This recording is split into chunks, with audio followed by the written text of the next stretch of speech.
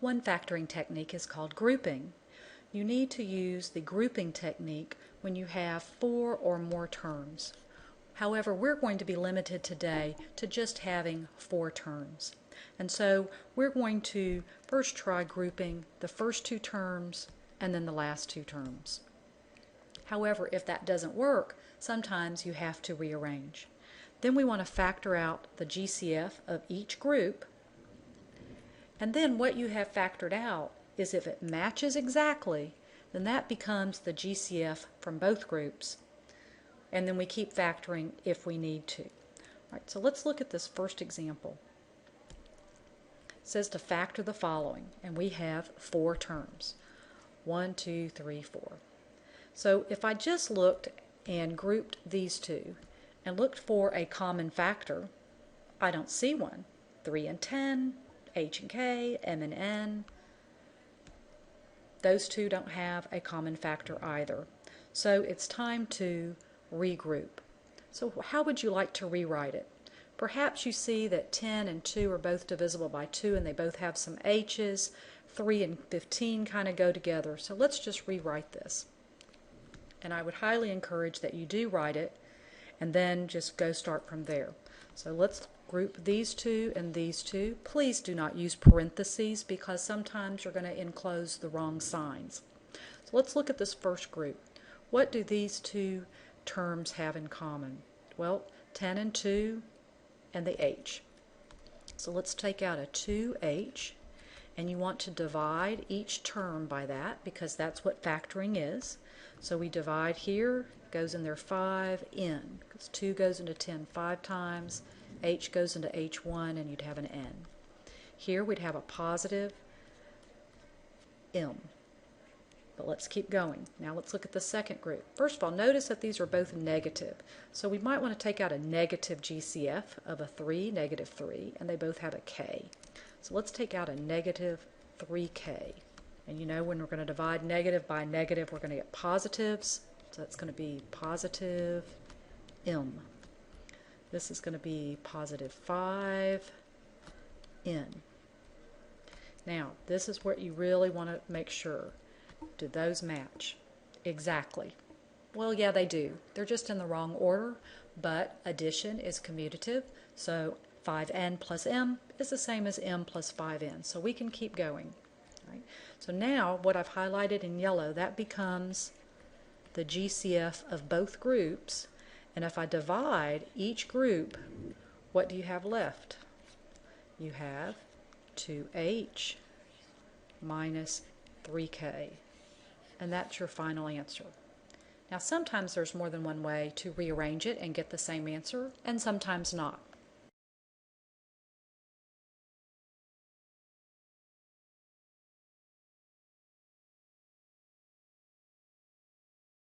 So let's look at the second problem. Some bigger numbers, but again, I would just group the first 2 and the last 2. So 42 and 6 are both divisible by 6. They both have some X's and some Z's. The question is do we want to take out a positive 6 or a negative? Sometimes if my leading term is negative, I like to take out a negative GCF. Sometimes that's helpful.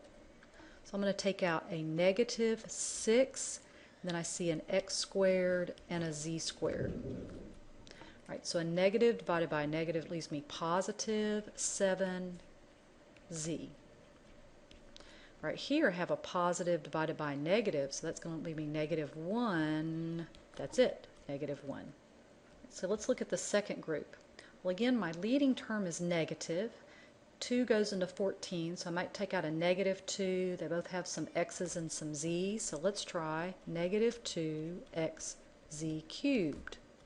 All right, so negative and negative is positive, well, that's positive 1. That goes in there, negative 7x. No, 7z. Sorry about that. Let's see. Do those match? No, they do not. But they're awfully close. So what we can say about these two things is that no, they don't match, but those are opposites. Right? 1 minus 7z is the same as negative 1 times 7z minus 1. And again, you can verify that by multiplying it out and of course rearranging, and you should see that those are the same. So I can rewrite this using the opposite. Now what is that opposite going to do? It's going to change the sign. So I have negative 2xz cubed times negative 1 times 7z minus 1. This negative and that negative are going to become positive. Now I'm showing every step. You should be able to skip some of these steps. All right, so now, not done. Do those match exactly? Yes, they do. So that is a common factor. But what else do they have in common? Well, let's see. 6 and 2 are both divisible by 2. They both have some x's. They both have some z's. So let's see if we can find the greatest common factor out of each group. Let's see, we can take out a negative 2, an x, and a z squared, and a 7z minus 1.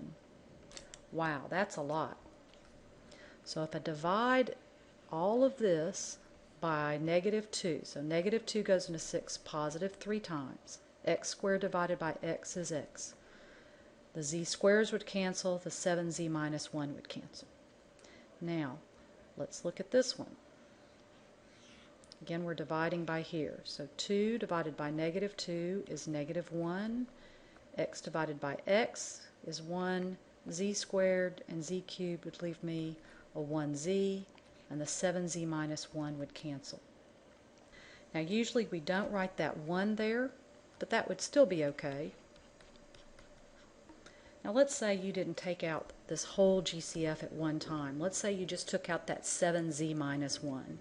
Well, you would still have to look for the GCF, make sure everything is completely factored. But on this problem, I really want you to notice how way up here that did not match, so you had to use the fact that those were opposites to make them match.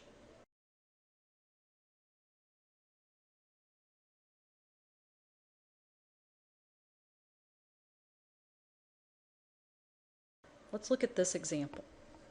Well, we could leave it as is, but maybe you might see, hey, those 7 and 70 kind of looks like it should go together, and the 2 and 20. So let's just rearrange it. And then, since I've written the 7 and then the 70, small and then big, I think I'm going to write the 2, which is small, and then the 20, ignoring the negative signs, but just looking at the 2 and the 20. Sometimes it's a good way to arrange your grouping. All right, so let's look at this group and that group. Right, in this group, they're both divisible by 7, an x, and a y. So divide each of these by 7xy. This group looks like a 2, and since that 2 in front is positive, that's what I want to take out, a positive 2. And you want to write that plus sign, very important. What else do they have in common? A y. So if I divide each of these by 2y, this is good, because once again, those match. And so what I've underlined in yellow becomes the GCF of everything. And if I divide by what I've underlined in yellow and write down what I have left, I have that answer. And you think, okay, that looks good, but it's not quite finished yet, because inside here there is another common factor of a y. So I want to take out that y and I want to pull it all the way in front just to make it look prettier. So I'm dividing each of those by y, and that's your final answer.